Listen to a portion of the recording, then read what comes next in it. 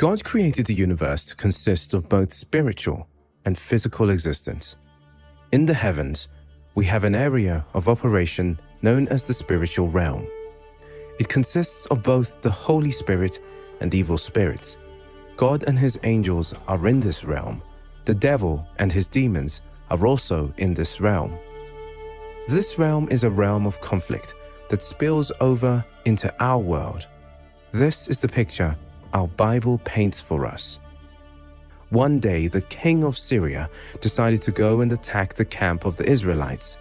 When the servant of Elisha came out, he was terrified to see how the Syrian army had surrounded the city with horses and chariots. His eyes were limited as he could only see the physical Syrian army and not the spiritual army of the Lord, which was bigger than the Syrian army. But the servant of God, Elisha, had been enabled by the Spirit of God to see beyond the physical. Look at what Elijah told his servant. So he answered, "Do not fear, for those who are with us are more than those who are with them." And Elisha prayed and said, "Lord, I pray, open his eyes that he may see." Then the Lord opened the eyes of the young man, and he saw. And behold, the mountain was full of horses and chariots of fire all around Elisha. 2 Kings chapter 6, verse 16 to 17. I believe that this servant was so amazed at what he saw. This shows how our physical eyes as human beings are limited. But what is the importance of us being aware of what is happening in the spiritual realm? Someone may ask, what may concern them knowing and understanding what happens in the spiritual realm? This will make someone be alert and active while living in this world. Some of the things we see them happening in the physical had their origin from the spiritual. They could have either been prevented happening or improved if we really were aware of their happening beforehand. This is because the spirit realm defines almost everything that happens on earth. Holy spirits and the evil spirits are active in the spirit realm. The evil spirits are in constant war against human beings, while the godly spirit is providing defense against attacks from the evil spirits and guiding believers in the right way. That is why believers are advised to walk by the Spirit. Therefore, it is very important for man to understand where to run to and where to run from, as everything is controlled in the Spirit. This is why Apostle John advises believers to test every spirit to determine if it is from God or Satan. Beloved, do not believe every spirit, but test the spirits, whether they are of God, because many false prophets have gone out into the world. 1 John chapter 4, verse 1. Because we are constantly under the attack of the evil one, we need to be equipped by putting on the whole armor of the Lord. This is what Apostle Paul advised the church in Ephesus. Put on the whole armor of God, that you may be able to stand against the wiles of the devil. For we do not wrestle against flesh and blood, but against principalities, against powers, against the rulers of the darkness of this age, against spiritual hosts of wickedness in the heavenly places.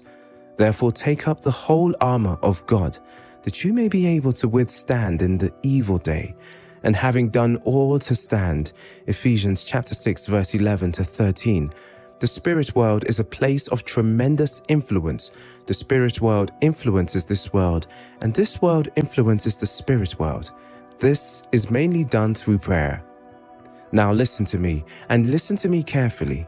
I am about to tell you one of the most precious treasures of truth I have come to know throughout the years. Listen carefully. The most powerful and influential people in the world are the people who know how to get their prayers answered. I don't think we fully understand the power and mysteries locked up in prayer, and I don't even think we ever will. Prayer has the ability to bring the power of God and His infinite resources into whatever situation. Unfortunately, most of us don't believe this. Christian people, I say this kindly. Most of us don't believe that, at least many of us don't. If we do, we would pray more. We would make prayer the principal thing in our life. Like the apostles, we admire them, great men of God, great preachers, spirit-filled great men of prayer. They said, we will give ourselves continually to prayer. There is power in prayer. There is an amazing power in prayer. Prayer has the ability to bring the power of God and His infinite resources into whatever situation. What are some of the resources of God? Mother Nature, for example. Look at the example of the children Israel in Exodus chapter 3 verse 7. And the Lord said, I have surely seen the affliction of my people which are in Egypt, and have heard their cry by reason of their taskmasters, for I know their sorrows. What did God hear? Their cry. What it means are, here is the people of Israel cried out to the Lord, asking Him to save them, and then God began to release His resources. They weren't alien to the power of God. Israel was delivered from slavery, and at this point was being guided by the pillar of fire by night and the cloud by day. God was showing up in even stronger ways than He did to take them out of Egypt. God speaking to Moses out of a burning bush, telling him to go down to Egypt and confront Pharaoh and tell him, let my people go.